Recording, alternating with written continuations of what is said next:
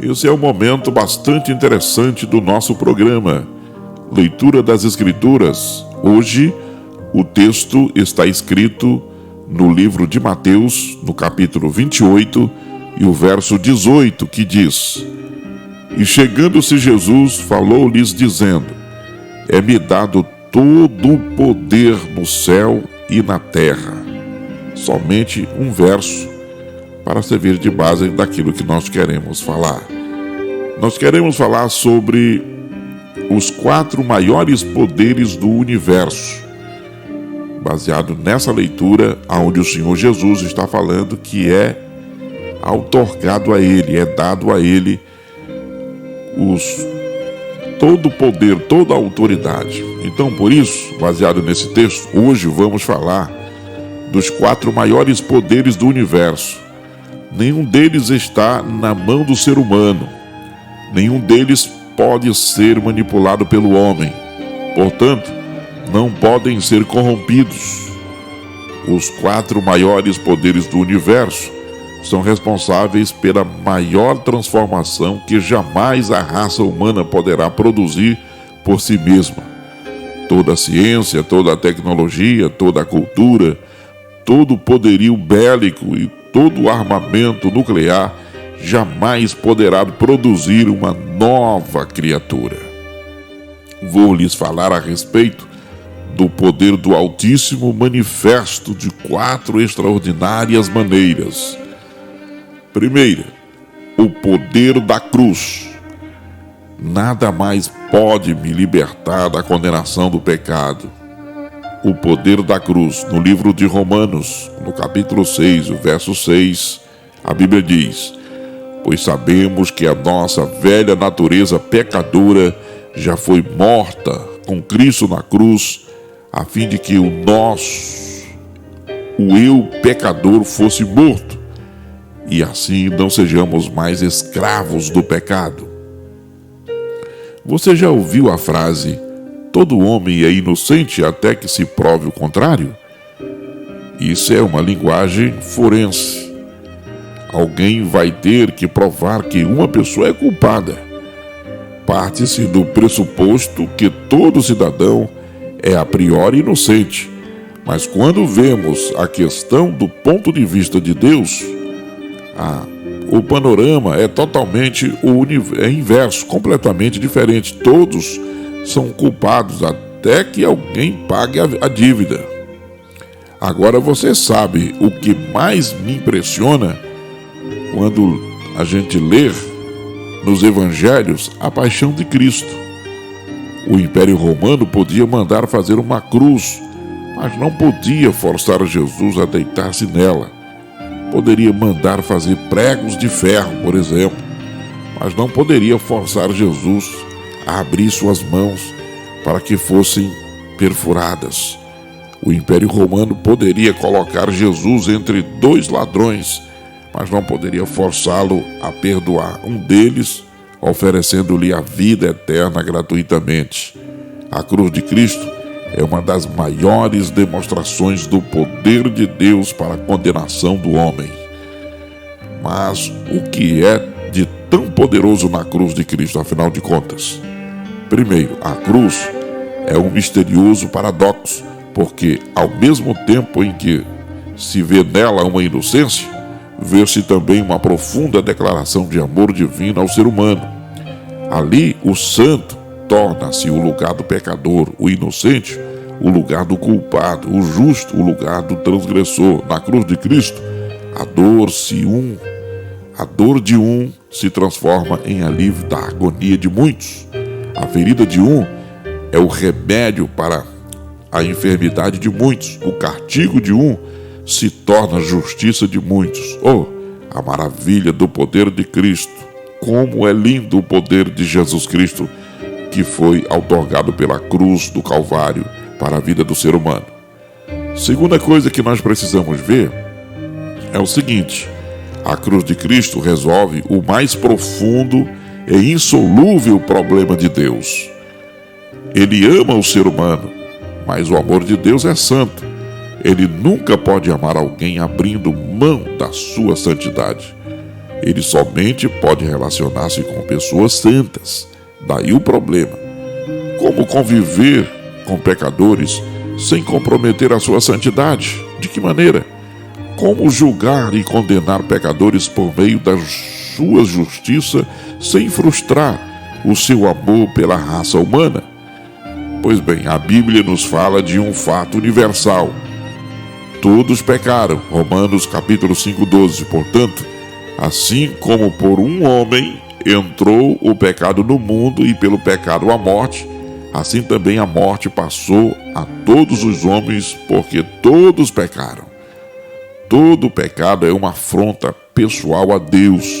Primeiramente, porque Ele nos criou para amá-lo e nos fez para sermos santos como Ele é. Mas também o pecado provoca em Deus uma irreprimível indignação. No livro de Apocalipse, lê-se do lagar, do tanque da cólera de Deus, ou do lagar, do tanque do vinho do furor, da ira do Deus Todo-Poderoso, em Apocalipse capítulo de número 14, 19, verso 15. A ira de Deus, uma vez provocada e manifestada, causa a aniquilação completa da criatura a qual é destinada. No livro de João, no capítulo 3, versículo 36, a Bíblia diz: por isso quem crê no Filho tem a vida eterna. O que todavia se mantém rebelde contra o Filho não verá a vida, mas sobre ele permanece a ira de Deus. Quando um pecado é cometido, a lei de Deus, a sua vontade, a sua moral, enfim, ele é pessoalmente ofendido. Ora, o que é pecar? É quando alguém se rebelou contra o seu governo, sua autoridade, e agora ele requer com justiça uma compreensão pela rebeldia. Ora, a única compreensão justa para o pecado do homem é a morte do transgressor. Se todos pecaram, todos terão que morrer. Mas se o homem pagar pelos seus pecados com a sua morte, Deus fica satisfeito em sua perfeição, mas o homem se perde. Acontece que também esse lado de Deus, a riqueza da sua misericórdia, faz que o faça ter miserável no coração. Como aplacar a ira santa e justa de Deus e ainda salvar o ser humano? Quem pode fazer tal resgate? Como podemos compreender essa questão? Porque, em segundo lugar, o poder da ressurreição, segundo tipo de poder maior do universo, poder da ressurreição, nada mais pode me dar esperança da vida eterna. Na primeira missiva de Pedro, no capítulo 1, verso 13, a Bíblia diz: bendito Deus e Pai de nosso Senhor Jesus Cristo, que segundo a sua muita misericórdia nos resgatou para uma viva esperança, mediante a ressurreição de Jesus Cristo dentre os mortos. O segundo maior poder do universo é a autoridade de anular o poder da morte. Se a cruz aniquila o poder do pecado, a ressurreição de Cristo anula a destruição da morte. Bendito seja Deus. Graças a Deus, esse poder também não pode ser manipulado pelo homem. O que o homem faria com o poder de anular a morte? Só Deus sabe que terríveis coisas o ser humano teria com esse poder. O homem gosta de brincar de Deus. Isso é tipo do ser humano, até de zombar das coisas de Deus. Gosta de se sentir senhor da vida e da morte. Oh, que tolice! Somente Deus é Deus. O poder da ressurreição pertence a Deus. Somente Ele pode usá-lo. Paulo fala que Deus nos regenerou para uma viva esperança, mediante a ressurreição de Jesus Cristo dentre os mortos. Você já teve a experiência de se despedir, por exemplo, de um ente querido, de uma pessoa profundamente amada, aqueles que seguram, por alguns momentos, um caixão onde havia o corpo de um filho, de um pai, de uma mãe, do marido, da esposa? Também quão confortadora é a afirmação de Paulo, lá em 1 Coríntios 15, no verso de número 13. E se não há ressurreição dos mortos, então Cristo não ressuscitou. E se Cristo não ressuscitou, é vã a nossa pregação e é vã a nossa fé. E somos tidos por falsas testemunhas de Deus, porque temos asseverado contra Deus que ele ressuscitou a Cristo, ao qual ele não ressuscitou, se é certo que os mortos não ressuscitam. Porque se os mortos não ressuscitam, também Cristo não ressuscitou. E se Cristo não ressuscitou, é vã a nossa fé, e ainda permaneceis nos vossos pecados. E ainda mais, os que dormiram em Cristo perecem, vão perecer. Se a nossa esperança em Cristo se limita apenas a esta vida, somos os mais infelizes de todos os homens. Mas se de fato Cristo ressuscitou dentre os mortos, sendo ele as primícias dos que dormem, suponha que não houvesse a vida eterna.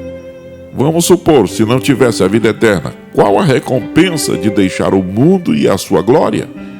Qual a recompensa de ter sido fiel no casamento, quando a maioria das pessoas acredita que o importante é viver novas emoções?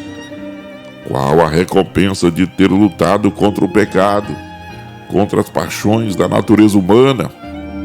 Em terceiro lugar, o poder do Evangelho. Nada mais me assegura que eu persevere até o fim. Romanos, capítulo de número 1, verso 16, a Bíblia diz: pois não me envergonho do Evangelho, porque é o poder de Deus para a salvação de todo aquele que crê, primeiro do judeu e também do grego. Gosto, por exemplo, de como Paulo, o apóstolo do Senhor, coloca isso. Poder para a salvação da cruz me liberta do poder do pecado, a ressurreição me livra do poder da morte, mas as promessas do Evangelho me asseguram que estarei seguro nas mãos de Deus até o fim. Bendito seja o Senhor. Deus tem o poder de manter a promessa que ele fez no Evangelho. E sabe como ele usa esse poder para manter-me fiel a ele? Certa vez um homem visitou uma velha senhora que estava quase para morrer, tentando experimentar a sua fé para partir desse mundo.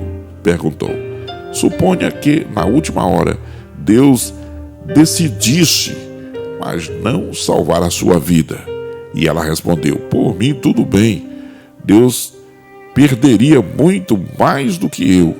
Eu perderia apenas a minha alma, mas ele perderia a honra do Evangelho que me garante. Aquele que crê em mim tem a vida eterna. Bendito seja Deus. Em quarto lugar, o poder da fé. Nada mais pode vencer o mundo. É o que está escrito lá na primeira epístola de João, capítulo 5, versículo 4 e 5. Porque todo o que é nascido de Deus vence o mundo.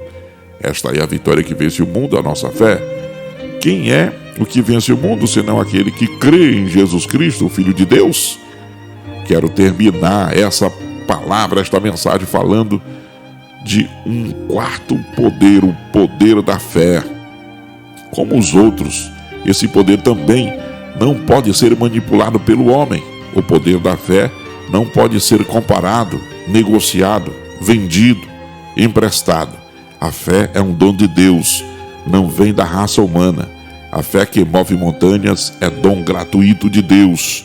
Se o poder da cruz anula a condenação, o poder da ressurreição vence a morte, o poder do Evangelho garante a minha salvação, o poder da fé me ajuda a vencer o mundo. Para chegar às portas do céu é preciso vencer o mundo antes. João vai dizer: e esta é a vitória que vence o mundo, a nossa fé. Você reparou bem essa frase? Por que não disse: esta é a fé que vence o mundo, mas a vitória que vence o mundo? Simplesmente porque a nossa fé é uma resposta à vitória de Cristo. Por isso, eu quero concluir dizendo o seguinte: quero terminar essa mensagem com um desafio a você, meu querido ouvinte. O poder da cruz de Cristo, da ressurreição de Cristo, do Evangelho de Cristo e da fé em Cristo não são usados por Deus por imposição. Deus não violenta o coração dos homens. Pelo contrário, Deus nos convida a nos submetermos a esses poderes. Você já foi à cruz? Já deixou ali os seus pecados? Já pode dizer que nenhuma condenação está sobre a sua vida? Você já tem em seu coração a esperança da vida eterna? Você tem andado nas promessas do Evangelho? Tem lutado e vencido o mundo pela fé? Quero convidar você para submeter a cruz de Cristo ao poder da ressurreição. Convido você a entregar-se ao poder transformador do Evangelho e a viver pela fé no poderoso nome de Jesus. Essa foi a nossa meditação de hoje, para que você possa estar na presença de Deus, servindo a Deus e realizando os grandes propósitos de Deus. Agora nós vamos fazer a oração. Querido Deus, querido Pai, cuja presença nós estamos neste momento, Senhor. Graças te damos porque Tu és o nosso Salvador, o nosso Senhor, a razão do nosso viver. Te amamos, te louvamos, te glorificamos e te agradecemos por esses 4 poderes do universo que não está, meu Deus, na custódia humana, mas é um poder que emana da Tua glória, da Tua palavra. Espírito Santo, abençoa de uma maneira maravilhosa. Olha para os meus ouvintes espalhados por todo o Brasil nesse momento e pelo mundo, acompanhando a programação.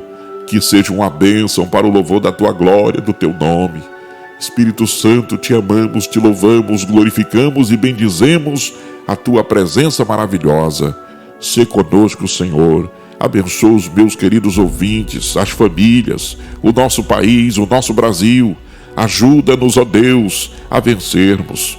Olha para as autoridades constituídas do nosso país, meu Deus. Nós te pedimos agora uma bênção especial em favor desse ouvinte que nos ouve em qualquer região do mundo. Vai ao encontro dele, abençoa a vida dele, enche-nos do poder do Teu Espírito Santo. É isso, Senhor, que nós te pedimos e te agradecemos no poderoso nome de Jesus. Amém.